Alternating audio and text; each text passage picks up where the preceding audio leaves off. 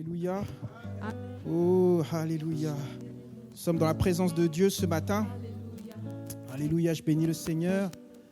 Oh, reste dans cette présence. Dispose ton cœur.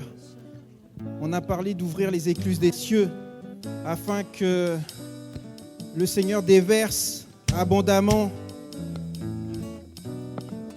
sa pluie sur nos vies. Oh, dispose ton cœur ce matin, bien-aimé. Alléluia. Oh, Jésus. Oh, dispose ton cœur ce matin. Parce qu'il faut que la pluie qui tombe sur la terre, il faut que la terre soit bonne, il faut que la terre soit fertile. Il faut que la terre puisse recevoir pour qu'elle puisse produire une semence, pour qu'elle puisse pousser. Alors, présente ton cœur à Dieu ce matin. Alléluia. Oh. Eh baba ba sholo brona machele baba baba sholo brose. Oh baba baba shele brena macholo baba baba she.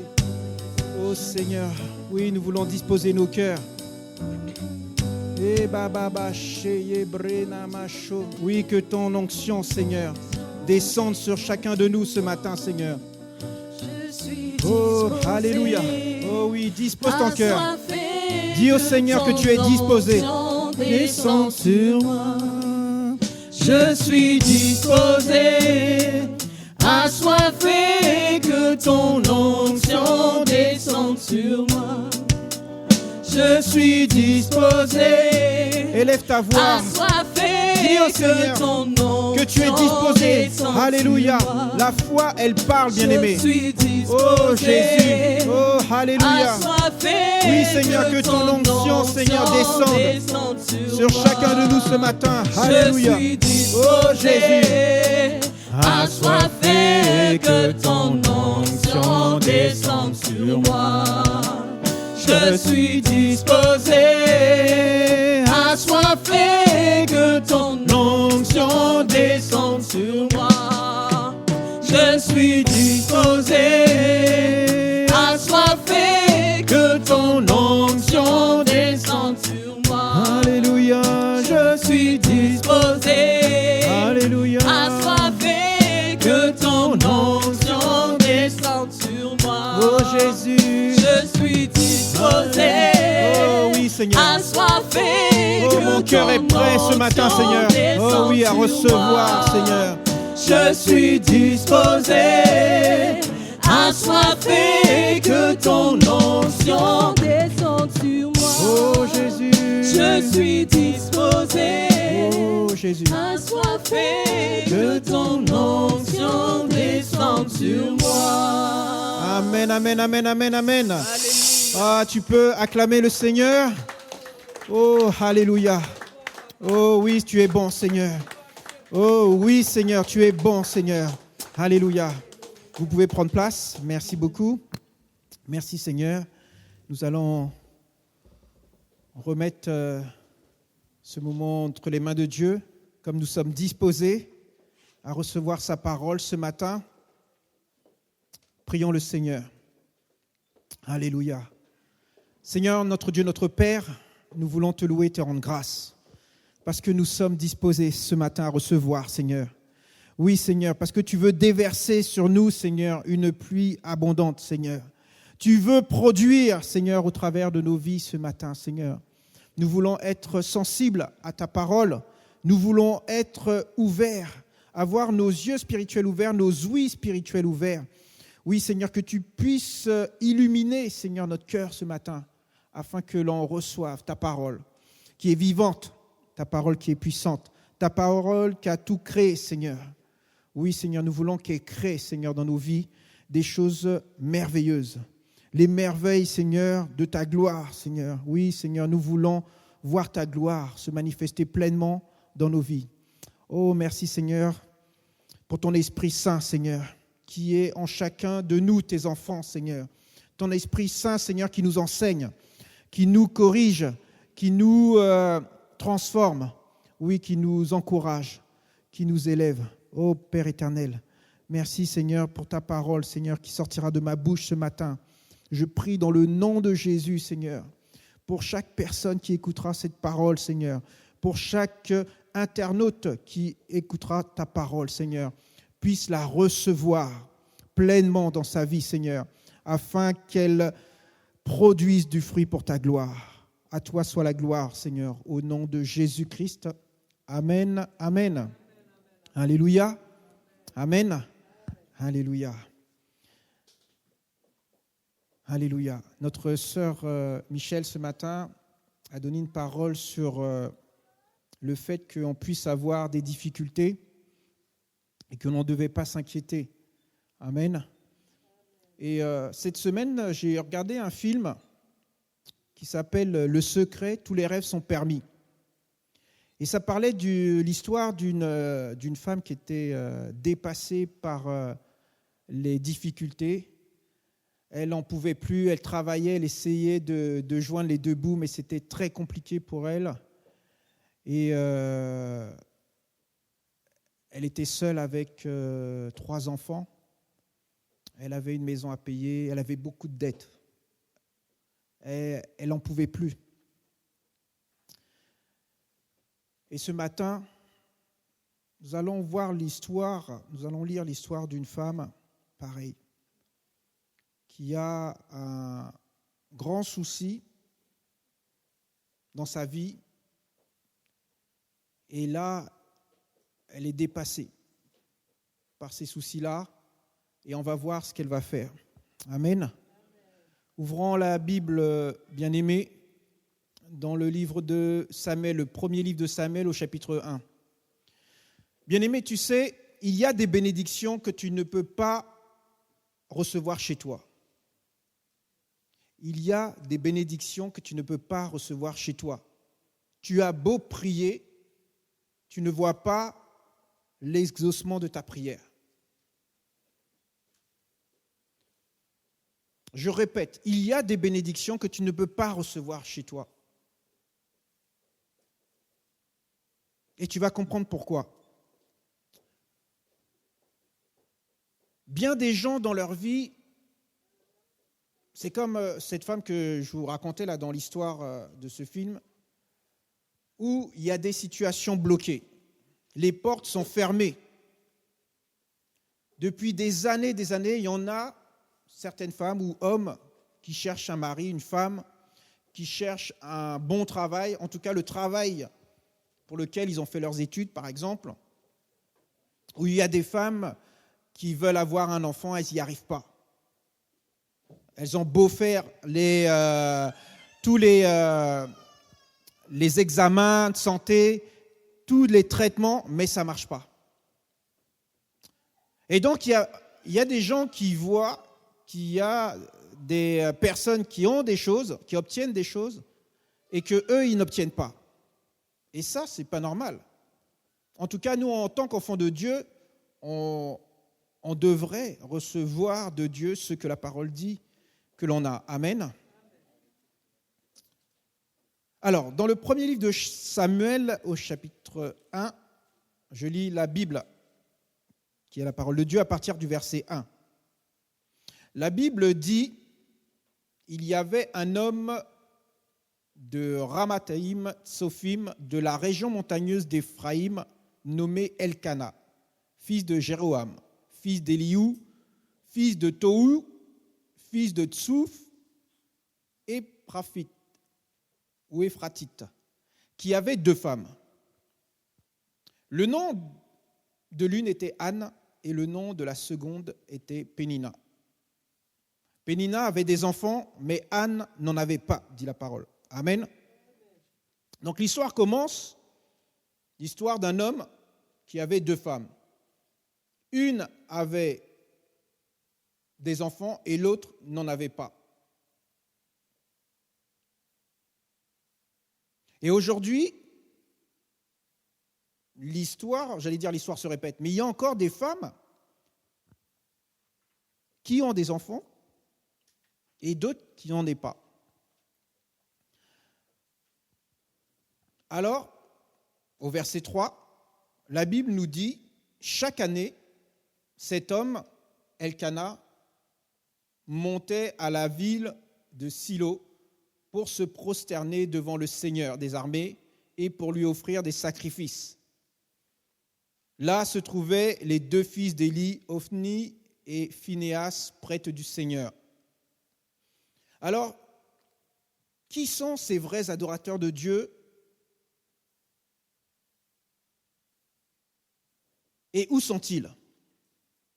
La Bible nous dit, eux, chaque année, ils allaient adorer Dieu et lui offrir des sacrifices. Alors, ouvrons la Bible dans 1 Chroniques chapitre 16. 1 Chroniques chapitre 16.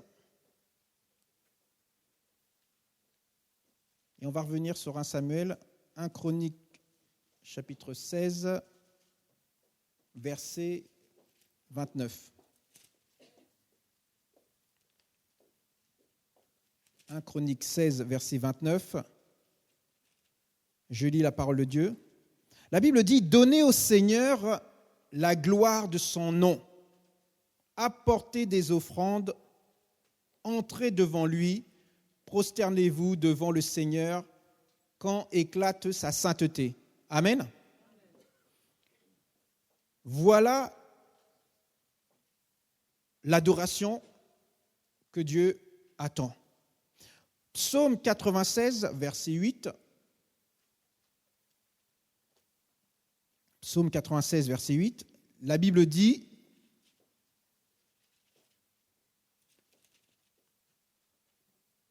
Donnez au Seigneur la gloire de son nom, apportez des offrandes, entrez dans les cours de son temple, de sa maison, de l'église. » Amen. Troisième verset, Deutéronome chapitre 26.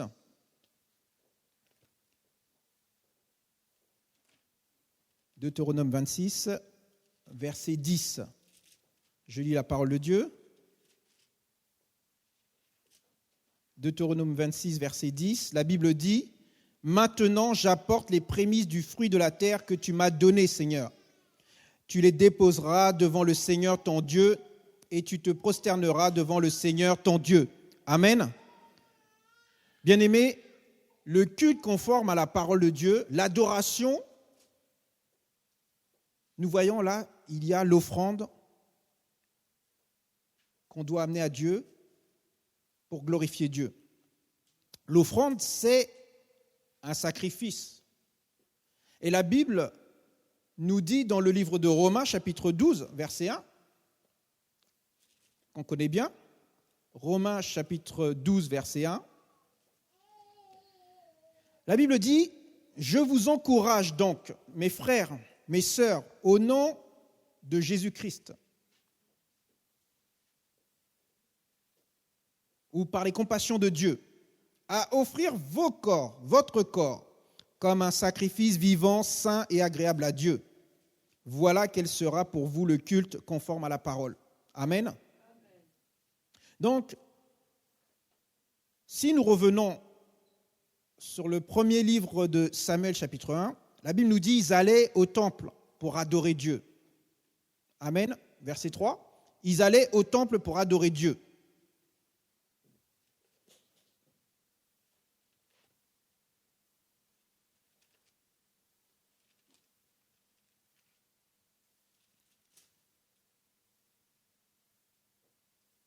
Et pour lui offrir des sacrifices.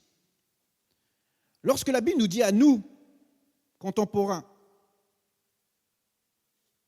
je vous encourage donc, frères, par les compassions de Dieu, à offrir votre corps comme un sacrifice vivant, ce qui sera de votre part un culte raisonnable. Lorsque la Bible parle de notre corps, je pense que notre corps, il y a aussi les vêtements, il y a aussi le portefeuille que tu as aussi sur toi, il y a aussi tout ton être en fait, tes pensées. Il n'y a pas que le corps. On ne doit pas s'arrêter juste là. Lorsque la Bible dit « Tu adoreras le Seigneur ton Dieu de tout ton cœur, de toute ton âme, de toute ta pensée, tout ton être », voilà, c'est ton corps. Amen. C'est ça l'adoration à Dieu. Amen. Donc lorsque tu viens dans la maison de Dieu, il faut que tu mettes tout ça pour Dieu. Amen. Tu ne dois pas dire, voilà, je viens pour adorer Dieu, je loue Dieu avec mon corps et terminé. Amen. Non, tes pensées aussi doivent adorer Dieu. Tes paroles. Lorsque tu viens adorer ton Dieu, tes habits viennent adorer Dieu. Amen. Et donc, ils allaient au temple, dans la maison de Dieu. Parce que le thème de ce matin, je ne vous l'ai pas dit, c'est retour à la maison de Dieu. Là, avec la situation dans laquelle nous sommes, beaucoup restent à la maison. Ils se disent, je peux adorer Dieu à la maison, je regarde sur le net.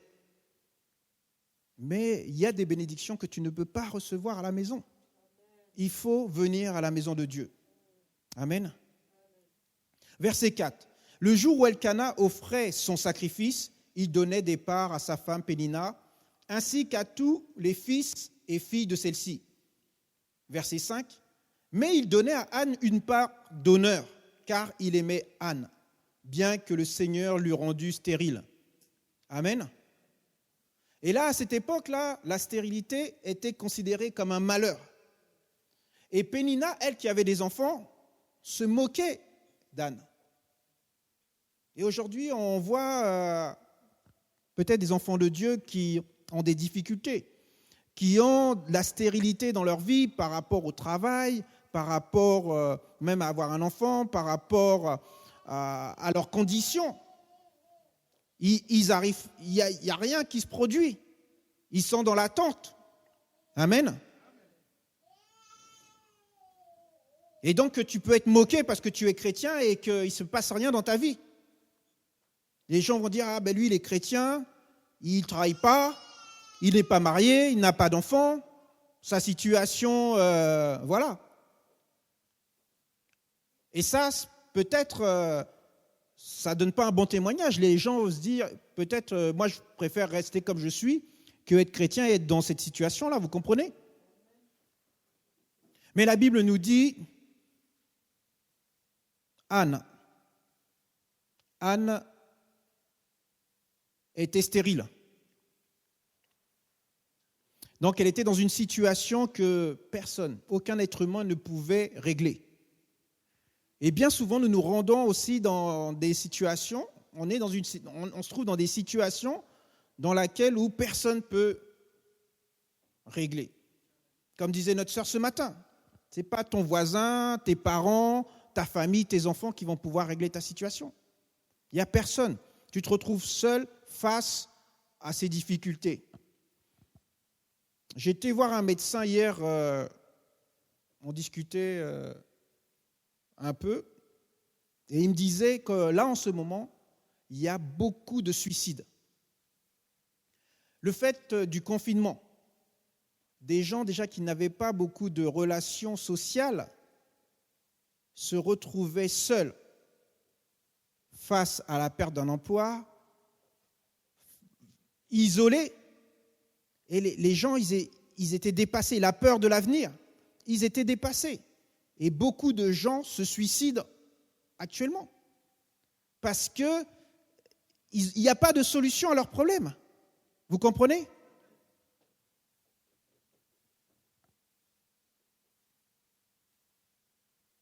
Alors, ta situation à toi, je ne sais pas dans laquelle tu te trouves, mais il y a peut-être quelqu'un qui peut résoudre cette situation-là. Amen. Écoute ce que dit la parole, verset 7. D'année en année, il faisait ainsi. Il faisait quoi ? Il se rendait au temple. Vous savez, à l'époque, on va le lire un peu plus loin,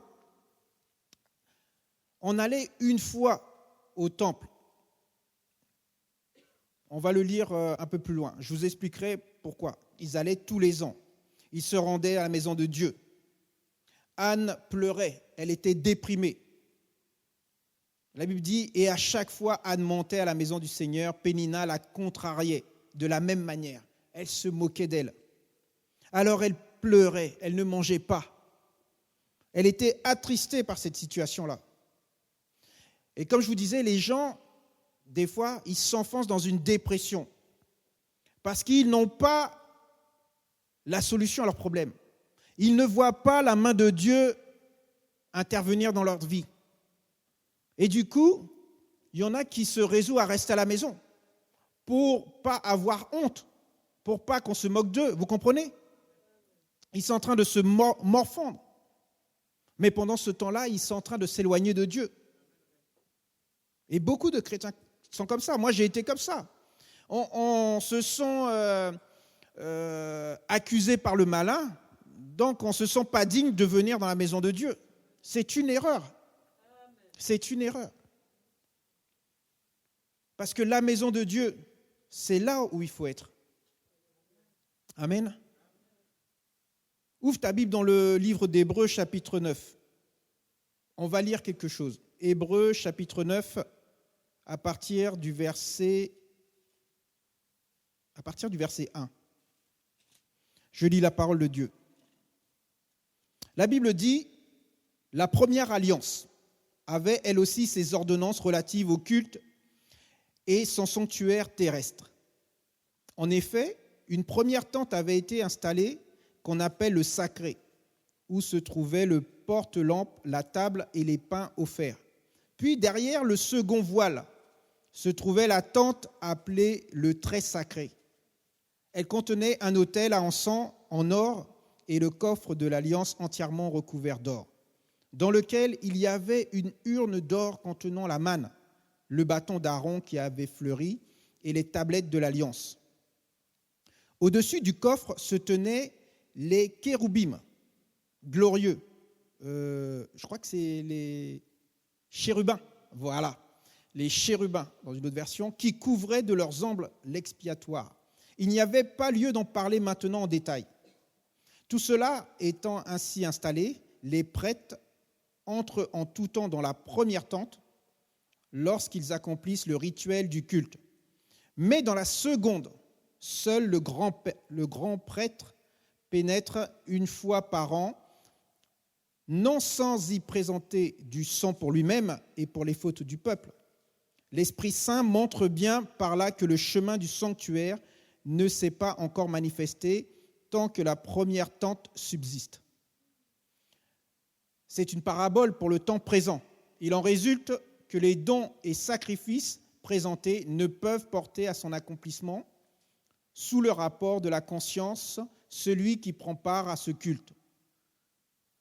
Ce ne sont là que des ordonnances relatives à la chair, portant sur des aliments, des boissons et différents bains rituels, et imposés jusqu'à un temps de réforme.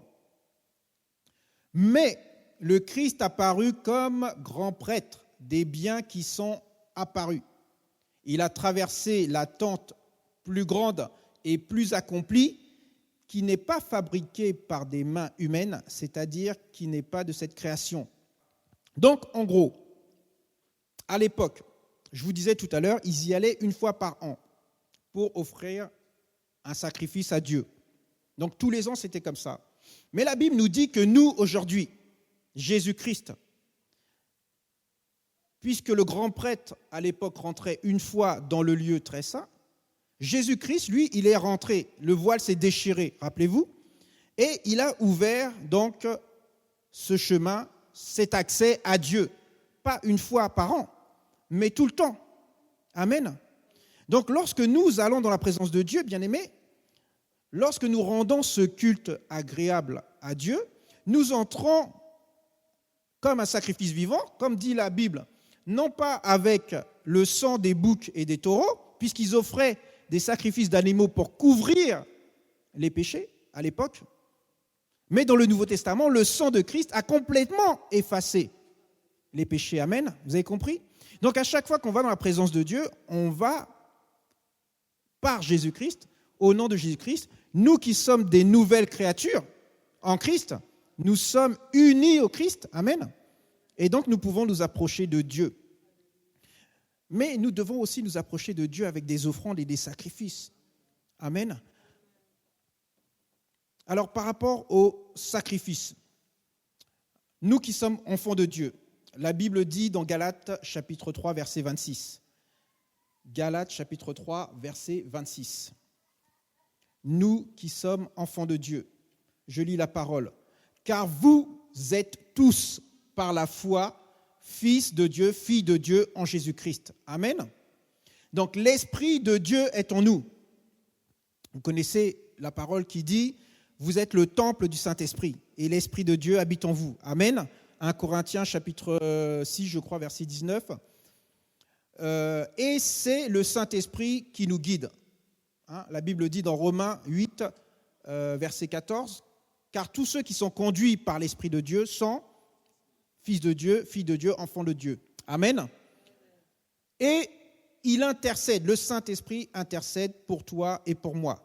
Toujours dans le livre de Romains 8, il dit que l'Esprit Saint, il intercède pour nous et il fait des soupirs inexprimables. Amen, à Dieu. Donc nous avons le Saint-Esprit, nous avons l'accès direct à Dieu et nous devons aussi nous approcher de Dieu avec des offrandes et sacrifices. Quand on parle d'offrandes et sacrifices, on va aller dans le livre de Jonas. Dans l'Ancien Testament, comment ça se passait ? Jonas, chapitre 1, verset 16. Jonas. Alors celui-là, c'est un petit livre qu'on n'a pas l'habitude d'ouvrir. Hein. Jonas, chapitre 16, verset 1.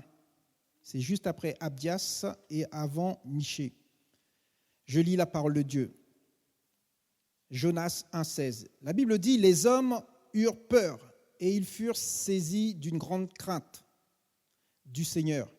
Ils offrirent un sacrifice au Seigneur et firent des vœux. » Donc, il y a beaucoup de gens qui n'ont pas cette crainte, ce respect qui est dû à Dieu.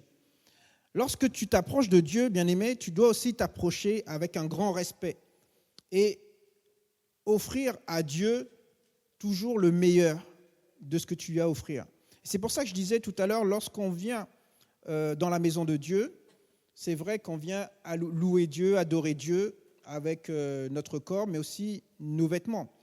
C'est-à-dire que lorsqu'on va se présenter devant une autorité, par exemple le président de la République qui t'invite au palais de l'Élysée, il faut que tu mettes ton plus beau costume, ta plus belle chemise, parce que tu vas recevoir peut-être une décoration. En général, lorsqu'on est invité, c'est pour recevoir la médaille d'honneur ou tout ça. Donc, il faut être bien habillé. À bien plus forte raison, quand tu viens dans la maison de Dieu, tu dois aussi t'habiller comme il faut. Amen. Donc, ils offraient des sacrifices à Dieu. Dans 1 Chronique 21, 28, la Bible nous donne encore, nous confirme, 1 Chronique 28, verset 1 Chronique 21, pardon. 1 Chronique 21, verset 28. Je lis la Bible.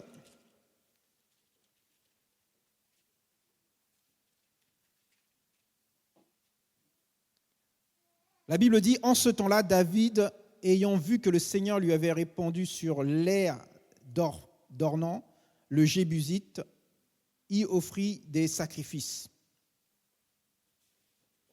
Dans le Nouveau Testament, je vous l'ai dit tout à l'heure, que nous, enfants de Dieu, nous devons offrir notre corps comme un sacrifice vivant qui plaît à Dieu. Revenons maintenant sur 1 Samuel, puisque la Bible nous montre qu'ils offraient des sacrifices. Et la Bible nous dit dans le verset 10, non, on continue le verset 7, après le verset 8. Elkana, son mari, lui dit, Anne, pourquoi pleures-tu ? Puisqu'on était arrêté au verset 7 où elle pleurait, elle ne mangeait pas. Pourquoi ne manges-tu pas ? Pourquoi ton cœur est-il triste ? Est-ce que je ne vaux pas mieux pour toi que 10 fils ? Et après qu'ils eurent mangé et bu à Silo, Anne se leva.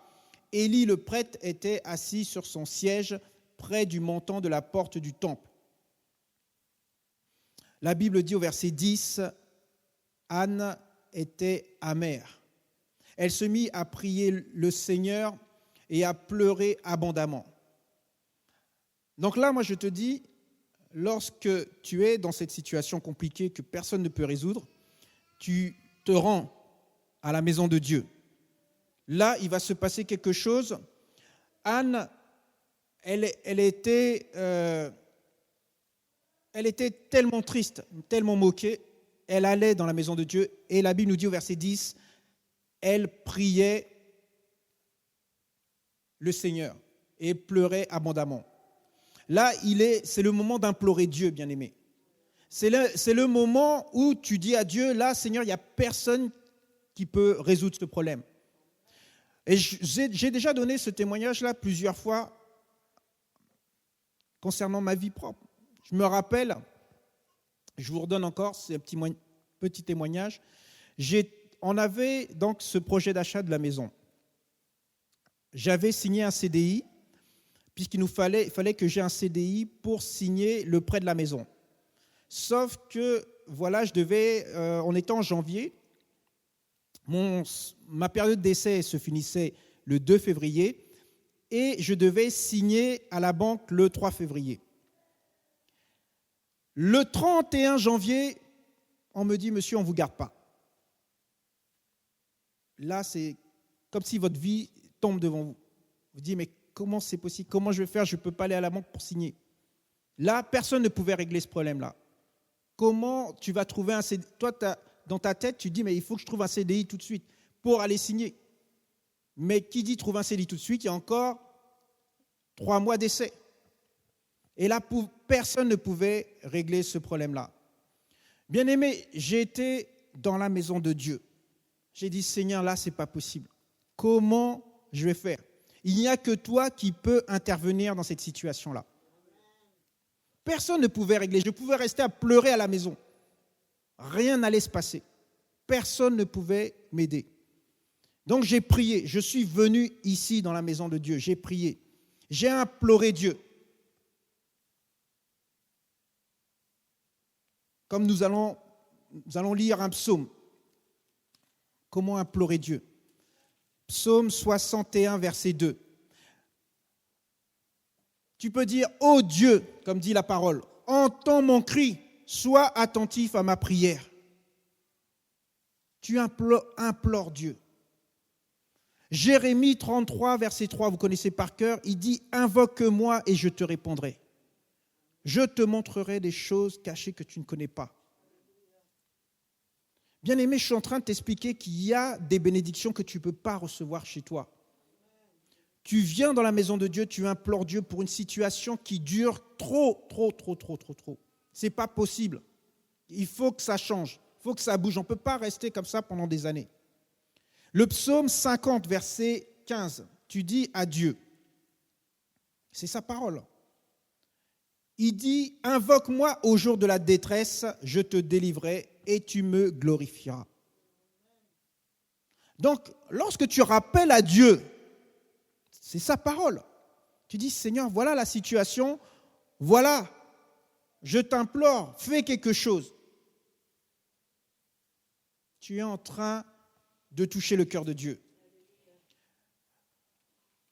La Bible nous dit, au verset 11, je reviens sur Samuel, 1 Samuel, verset 11. On jongle un peu ce matin avec la parole, mais c'est la parole qui fait son œuvre. Amen.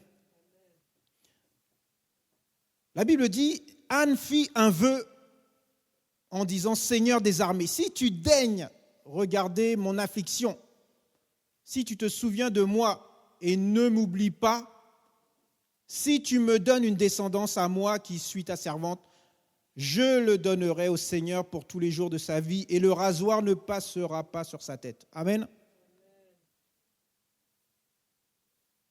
Bien-aimé, c'est ce que je disais mercredi. Tu ne peux pas demander quelque chose à Dieu sans toi que tu lui donnes quelque chose. C'est du donnant-donnant. Il y a beaucoup de gens qui pensent que Dieu, c'est un distributeur automatique. Non. Pour recevoir de Dieu, il faut donner. Tu ne peux pas recevoir si tu ne donnes pas. Amen. Dans le livre de Proverbes, chapitre 20, Proverbes, chapitre 20, verset 25, je lis la parole de Dieu. Proverbes 20, 25. La Bible dit, c'est un piège pour l'être humain que de dire à la légère, c'est sacré, et de réfléchir après avoir fait des vœux. Bien aimé, il faut d'abord réfléchir avant de faire un vœu à Dieu. Il faut faire attention. Amen. Ecclésiaste, chapitre 5,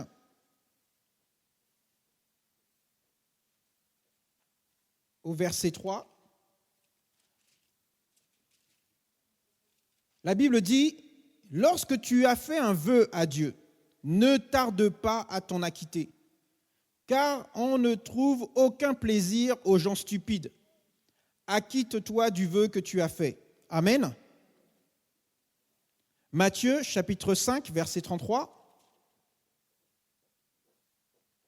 La Bible dit, « Vous avez encore entendu qu'il a été dit aux anciens, « Tu ne te parjureras pas, mais tu t'acquitteras envers le Seigneur de tes serments. » Amen. J'ai encore un témoignage à propos de ça, de faire un vœu à Dieu. En janvier 2009, pour ceux qui ne connaissent pas mon témoignage, moi je travaille dans le tourisme et j'ai beaucoup voyagé. J'ai fait des choses extraordinaires. J'ai vu des pays extraordinaires, des plages magnifiques, toujours les unes plus belles que les autres. Je ne peux même pas vous dire c'était laquelle ma préférée, tellement elles sont différentes et magnifiques. Mais en janvier 2009, j'étais célibataire, sans enfant. Je dis voilà, à Dieu, c'est pas que je suis vieux, mais il faut quand même que je me case et j'ai une famille. Je dis Seigneur, si tu me donnes une épouse, je te servirai. Je me consacrerai totalement à toi. Vous savez, ça n'a pas tardé qu'au mois de mars, je rencontrais mon épouse. Mais ce vœu-là, si je suis devant vous, c'est que j'ai acquitté mon vœu à Dieu. Parce que je n'ai pas reçu ma femme et puis après je suis parti faire la fête avec elle. Non, je me suis acquitté du vœu que j'ai fait à Dieu. Et à cette époque-là, je vous dis, je ne marchais pas avec Dieu. Donc, il est important de s'acquitter des vœux qu'on fait. Lorsque tu dis quelque chose à Dieu, ne reviens pas sur ta parole, bien-aimé. Amen. Ne reviens pas sur ta parole. Donc, voilà. Tu vas dans la maison de Dieu, tu implores le Seigneur et tu lui fais un vœu. Parce que, comme je vous l'ai dit tout à l'heure, il y a quelque chose à donner. Vous savez, Dieu t'aime tellement qu'il a donné son Fils unique. Aujourd'hui, je ne sais pas si tu as quelque chose de valeur sur toi ou dans ta vie, est-ce que tu donnerais cette chose-là et sans rechigner, sans rien dire? On a du mal à donner des choses qui nous tiennent à cœur, n'est-ce pas? Mais là, Dieu te dit, il faut lâcher. Amen. Retournons dans 1 Samuel, chapitre 1.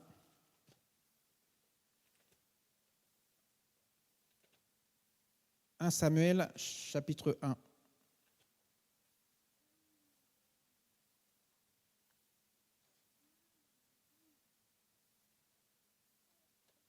Alléluia.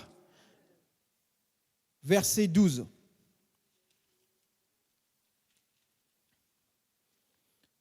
Alors, comme sa prière se prolongeait, elle était en train de prier. La Bible dit, comme sa prière se prolongeait devant le Seigneur, Élie observait sa bouche. Élie, c'était l'homme de Dieu. C'était le prêtre. Amen. Elle était en train de prier. Et l'homme de Dieu regardait cette femme qui était en train de prier. Et la Bible nous dit, tiens, ça se prolongeait, sa prière se prolongeait devant le Seigneur. Ça veut dire qu'elle était en train d'importuner Dieu dans sa prière. Et nous aussi, On doit insister dans la prière. On doit persévérer dans la prière. On ne doit pas lâcher, bien-aimés. La Bible dit dans Jacques chapitre 5, verset 16, la prière du juste a une grande efficacité. Donc tu ne dois pas lâcher. Tant que tu n'as pas reçu, tu pries, tu pries, tu pries. La Bible dit prier sans cesse, n'est-ce pas? Donc prie, prie, prie, prie. C'est ça la prière. Prier avec ferveur, c'est prier sans cesse, sans se relâcher. Sans se relâcher. Est-ce que c'est possible? Oui, c'est possible. Amen. Verset 13. La Bible dit, Anne parlait dans son cœur, seules ses lèvres remuaient, mais on n'entendait pas sa voix. Élie pensa qu'elle était ivre. Et là, elle était en train de prier dans son cœur, parce que la Bible dit que Dieu regarde au cœur. Rappelez-vous ce texte dans le Nouveau Testament qui dit, les prêtres étaient en train de se dire, oh Dieu, moi tu sais, je suis comme ci, je suis comme ça. Et la Bible dit qu'il y a un homme qui était humble, qui a dit, oh Seigneur, pardonne-moi mes péchés, pardonne-moi parce que je suis un pauvre pécheur. La Bible dit, lequel des deux qui a été, Dieu a reçu la prière? Non, bien-aimé, on ne doit pas faire des prières pour... elle aurait pu faire des prières pour épater Élie. Non, la Bible dit, elle priait dans son cœur. Il y a des prières qui doivent être secrètes. Amen. Pas besoin de raconter à tout le monde ce que tu es en train de prier. C'est des prières secrètes. La Bible dit dans Matthieu chapitre 6, verset 6, « Va dans la chambre, ferme la porte et prie le Seigneur ton Dieu dans le lieu secret. » Amen. Donc, il y a des prières, ça se fait dans le secret, dans ton cœur. Dieu regarde dans ton cœur. Dieu regarde dans ton cœur. Regarde la motivation de ton cœur. Pourquoi tu veux cette chose-là? Pourquoi tu veux... Voilà. Il a dû lui dire, mais pourquoi tu veux cet enfant? Si c'est pour dire à Pénina, ah, tu sais, ben moi aussi j'ai un enfant, ça ne glorifie pas Dieu. Amen. Donc Dieu regarde la motivation de ton cœur aussi. Pourquoi tu veux cette chose-là? Verset 14. Il lui dit, jusqu'à quand resteras-tu ivre? Va cuver ton vin. Anne répondit, verset 15, mon Seigneur, je ne suis pas une femme entêtée et je n'ai bu ni vin ni boisson alcoolisée. Je me répandais devant le Seigneur. Ça, c'est une parole profonde. Tu dois ouvrir ton cœur à Dieu. Tu dois répandre ton cœur à Dieu. Tout ce que tu as sur le cœur, il faut le déverser. Amen. Psaume 62, verset 9. Psaume 62, verset 9. Alléluia.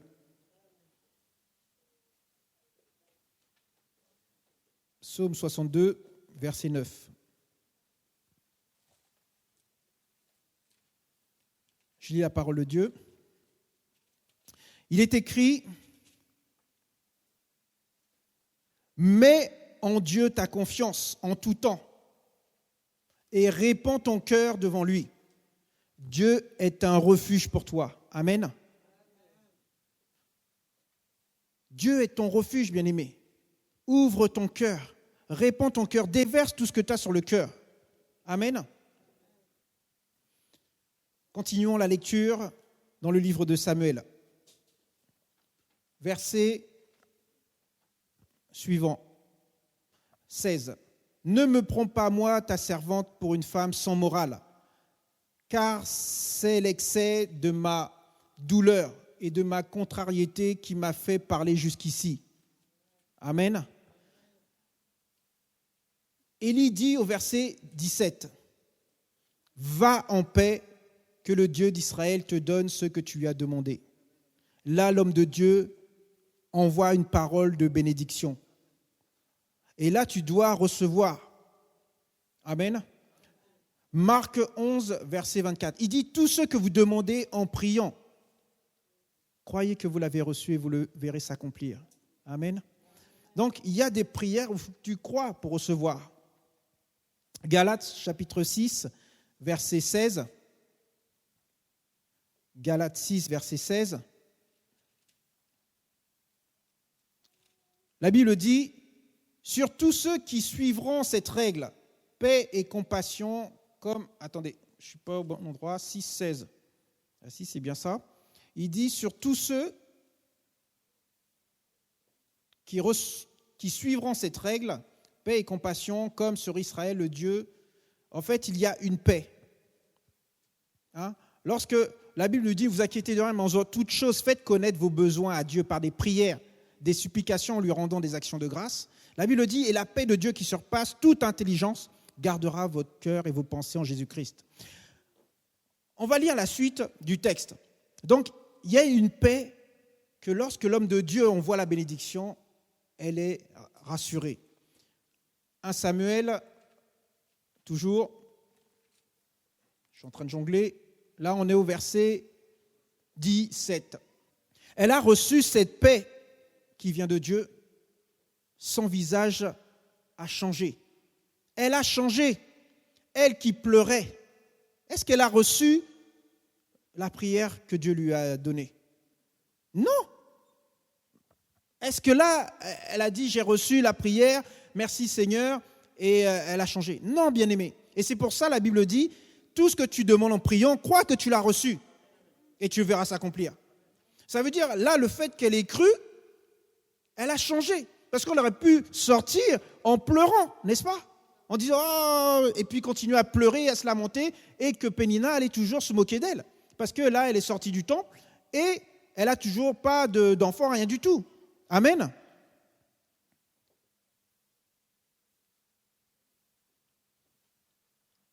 Son visage n'était plus le même. Et tu as cette paix intérieure, tu as cette confirmation que Dieu t'a entendu. Lorsque tu sors de la maison de Dieu, tu n'es plus la même personne. Ça veut dire que la situation, elle est toujours là, elle n'a pas changé pour elle. Elle est toujours stérile, elle n'a toujours pas d'enfant. Mais elle n'est plus la même personne. Son visage a changé. Elle est dans la joie, j'allais dire. Elle est dans la joie. Et toi aussi, sois encouragé par cette histoire-là. Il faut que tu comprennes que lorsque tu viens demander quelque chose à Dieu, il faut apprendre aussi à rendre grâce à Dieu. Hein, c'est pour ça que tout ce que tu demandes en priant, tu crois, tu l'as reçu et tu le verras s'accomplir, mais il faut rendre grâce à Dieu. C'est comme ça que tu le verras s'accomplir. Si tu rends grâce à Dieu, n'est-ce pas? Amen. Donc, Anne, elle fut encouragée par l'homme de Dieu et elle reprit courage. Et toi aussi, tu dois reprendre courage. Tu dois te fortifier à travers cette parole et être encouragé par cela. Amen. Verset 19. Ils se levèrent de bon matin et après s'être prosternés devant le Seigneur, ils rentrèrent chez eux à Rama. Donc avant de rentrer chez eux, ils allaient encore au temple, adorer Dieu. Amen. Il y a cette vie d'adoration que tu dois toujours avoir, bien-aimé. Cette vie de prière que tu dois toujours avoir. Comme je disais tout à l'heure, je disais que tu dois rappeler à Dieu sa parole. La Bible dit dans Ésaïe 43, verset 26, « Réveille ma mémoire ». Dieu dit, réveille ma mémoire, rappelle-moi les paroles que j'ai prononcées sur ta vie. Parce qu'il connaît le plan et les projets qu'il a formés sur chacun de nous. Sur toi, des plans de paix et non de malheur, afin de te donner un avenir et une espérance. Amen. Donc, tu ne dois pas prier seulement quand tu as des besoins, bien-aimé. Tu dois prier tout le temps. C'est ça, être chrétien, avoir une vie de prière. Il y a des chrétiens qui prient que quand ils ont besoin. Ils ne prient pas sinon. Et non, bien-aimé, tu dois avoir une relation intime avec Dieu. Amen. Deuxième partie du verset 19. Elkana eut des relations avec Anne, sa femme. Et le Seigneur se souvient d'elle. Qu'est-ce que ça veut dire? Dieu se rappelle de sa prière au temple.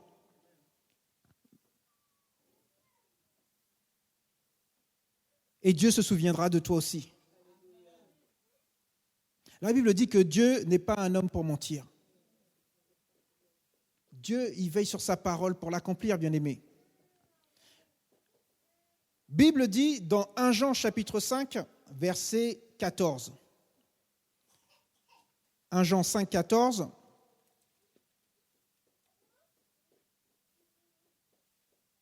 Je lis la parole de Dieu, 1 Jean 5, 14. Il dit, nous avons l'assurance auprès de Dieu. C'est que si nous demandons quoi que ce soit selon sa volonté, il nous entend. Et si nous savons qu'il nous entend, quoi que nous lui demandions, nous savons que nous avons ce que nous lui avons demandé. Amen, amen. Donc il y a quelque chose, bien aimé, lorsque tu fais ta prière à Dieu et tu sais que Dieu t'entend, tu sais que Dieu va te répondre. Si c'est conforme à sa volonté. Dieu a créé la femme pour qu'elle puisse peupler la terre. Donc la stérilité, ce n'est pas quelque chose de normal. Et c'est quelque chose qu'on doit refuser. Amen. La Bible dit, Dieu veut que tu sois prospère dans tous les domaines de ta vie.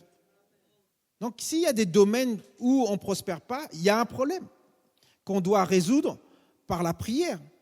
À dire à Dieu que ce n'est pas normal que dans cette situation-là, je sois bloqué. Amen. Et on doit prier pour que ces choses-là se débloquent. Tu auras le meilleur avec Dieu. La Bible dit dans Ésaïe, chapitre 1, verset 19, « Si tu veux obéir à la parole de Dieu, si tu veux mettre en pratique ses commandements, tu mangeras le meilleur de ce qui se fera sur terre. » Amen. Donc, il y a aussi cette volonté d'être soumis à Dieu. Il y a cette volonté de dépendre de Dieu. Si tu ne veux pas dépendre de Dieu, Dieu ne peut pas intervenir dans ta vie. Tu comprends ? Tu dois manifester ce désir. Obéir à la parole de Dieu, glorifier Dieu. Oui, Seigneur, c'est pour toi. Je veux te glorifier à travers cette situation. C'est pour ça que les motivations de notre cœur sont importantes. Pourquoi tu veux ça ? Si c'est pour faire le beau, la belle, tu perds ton temps. C'est Dieu veut être glorifié. Amen. Et il ne donne pas sa gloire à un homme. Il ne veut pas que toi tu sois glorifié. Il veut être glorifié. Amen. Donc, il faut que la motivation soit bonne. Verset 20. À la fin de l'année, elle était enceinte. Dieu se souvient d'elle et voilà qu'elle tombe enceinte. À la fin de l'année. Ça veut dire que lorsqu'elle est sortie de la maison de Dieu et qu'elle était joyeuse, il a fallu attendre 1 an. Mais elle n'a pas rien fait, bien-aimé. La Bible dit, Elkana eut des relations avec sa femme. On ne peut pas concevoir un enfant seul, vous savez ça? Je vous apprends quelque chose? Amen. Et donc, pour recevoir une bénédiction, il y a quelque chose aussi, il y a sa part à faire. Parce qu'il y en a beaucoup qui attendent que la bénédiction tombe. Non, tu dois aussi faire ta part. Amen. Et donc, à la fin de l'année, elle était enceinte et elle mit au monde un fils qu'elle appela du nom de Samuel. Car, dit-elle, c'est au Seigneur que je l'ai demandé. Et le mari Elkana monta ensuite avec toute sa famille pour offrir au Seigneur le sacrifice annuel, ainsi que son vœu. Amen. Donc le sacrifice, on en a parlé tout à l'heure. Dans Éphésiens chapitre 4, verset 18, Éphésiens chapitre 4, verset 18, la Bible dit « Il est bien d'être l'objet d'une passion bonne en tout temps, pas seulement quand je suis parmi vous. » Là, il parle du don. Si je ne me trompe pas, un don, une offrande, un sacrifice que Dieu accepte. Non, là j'étais dans Galates, pardon, excusez-moi. Éphésiens chapitre 4, 18, qui dit « Ils ont l'intelligence obscurcie et ils sont étrangers à la vie de Dieu à cause de l'ignorance qui est en eux parce que leur... » Non, où je suis encore, Éphésiens 4, 18, je suis bien dans le livre d'Éphésiens.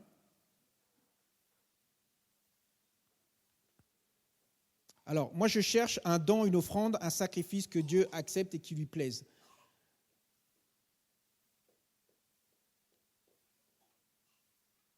Bon, on va passer, ouvrons la Bible dans 1 Pierre, chapitre 2, verset 5. Un autre verset, 1 Pierre 2, 5.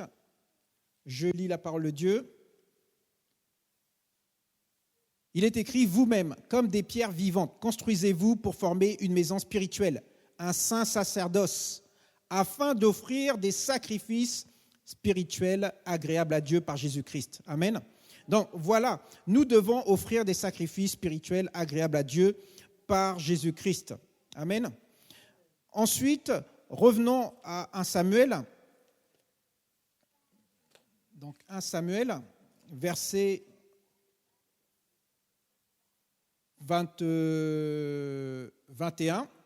Donc la Bible dit au verset 22, « Mais Anne ne monta pas, car elle avait dit à son mari, « Lorsque le garçon sera sevré, je l'amènerai afin qu'il paraisse devant le Seigneur et qu'il reste là pour toujours. » Elkana, son mari, lui dit, « Fais comme il te plaira, reste ici jusqu'à ce que tu l'aies sevré, que le Seigneur réalise seulement sa parole. » Ainsi la femme resta et elle allaita son fils jusqu'à ce qu'elle eût sevré.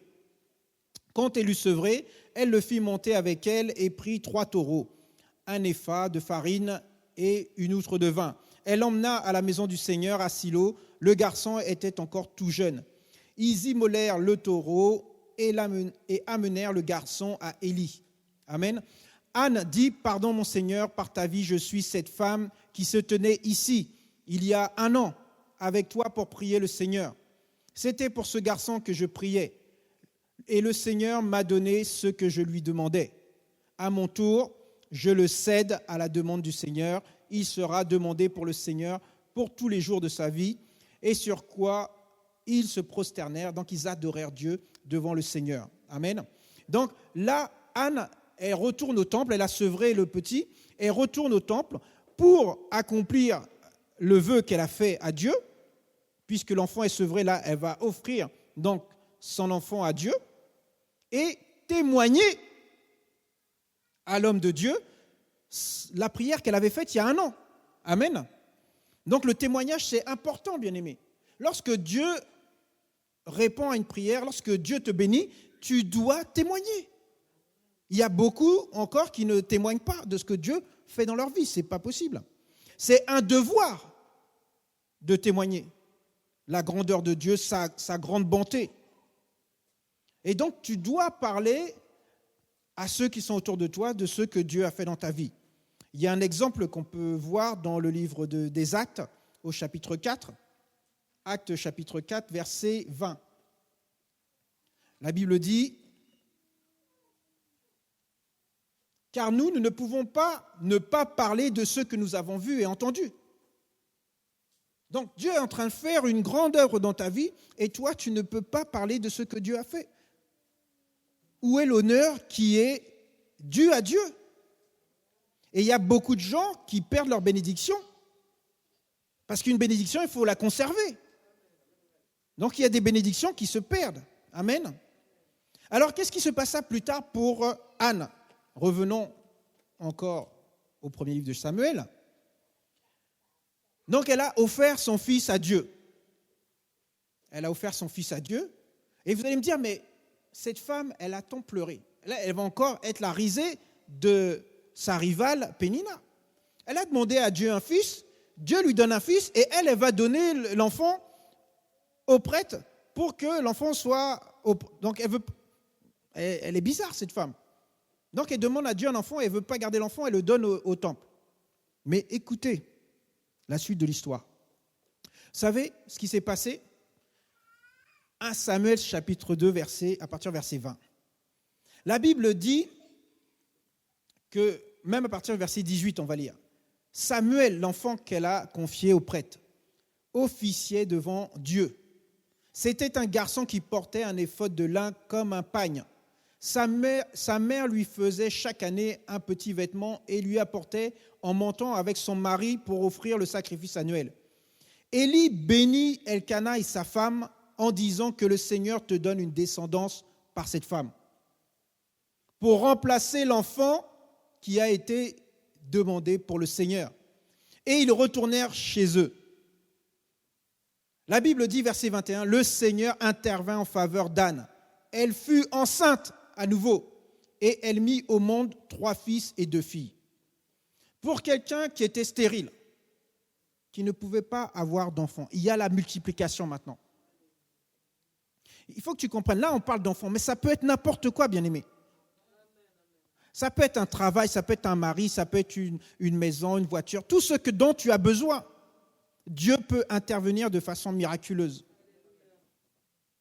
La Bible dit, il y a d'abondantes joies dans ta maison, dans la maison de Dieu. Et j'en vois beaucoup, lorsqu'ils sont dans les difficultés, ils restent repliés sur eux-mêmes. Au lieu de venir plier le genou dans la maison de Dieu, implorer le Seigneur, invoquer le Seigneur. La Bible dit dans le livre de Proverbes, pour finir, chapitre 13, verset 21, « Le bonheur récompense les justes. » Le bonheur récompense les justes. Proverbes, chapitre 10, verset 22, il dit « C'est la bénédiction de l'Éternel qui enrichit, et elle ne fait suivre aucun chagrin. » Amen. Donc, seule la bénédiction de Dieu donne la prospérité. Les efforts, tous les efforts que tu feras n'y ajouteront rien du tout. Amen. Prions le Seigneur. Alléluia. Oh Seigneur, alléluia. Oh Seigneur, alléluia. Oh, moi je demande à Dieu ce matin qui change ton cœur. Vraiment, je demande à Dieu que tu puisses saisir cette clé, cette opportunité qu'il te donne.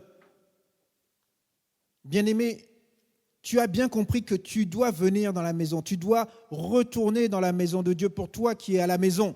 Tu dois retourner dans la maison de Dieu avec ton offrande, ton sacrifice. Dieu puisse changer ton cœur, le purifier afin que tu deviennes comme le Seigneur Jésus-Christ.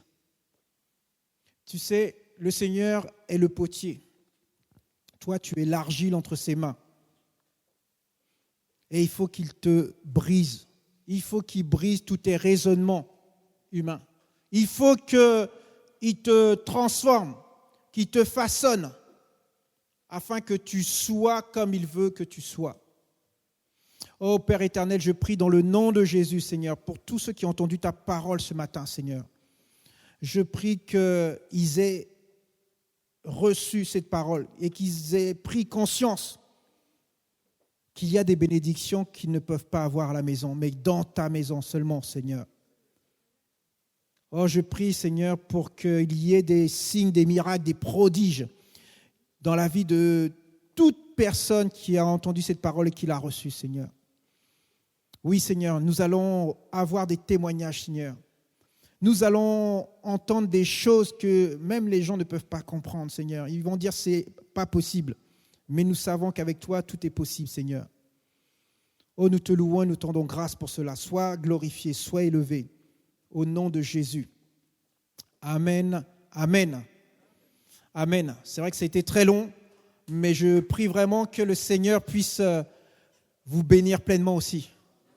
Amen, amen. Bonne semaine à tous.